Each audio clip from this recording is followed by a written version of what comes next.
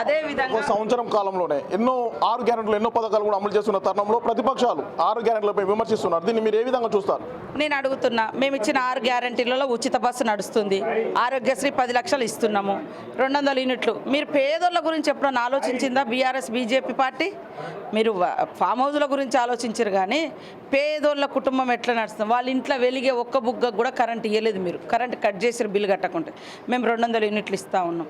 పేదింటి బిడ్డ ఇక్కడ మహబూబాద్లో ఎక్కితే హైదరాబాద్ దిగడానికి కూడా ఏదైనా అర్జెంట్ పని ఉంటే రూపాయి చేతిలో లేకున్నా పోయి రాగలిగే విధంగా బస్ సౌకర్యం నడుస్తుంది. ఇట్లాంటి వాళ్ళ హయాంలో ఎర్ర బస్సుల రేట్లు పెంచిర్రు, కరెంటు గుడిసె ఉన్నా కూడా కరెంటు బిల్లులు కఠినంగా కట్ చేసి లేకుంటే వసూలు చేశారు.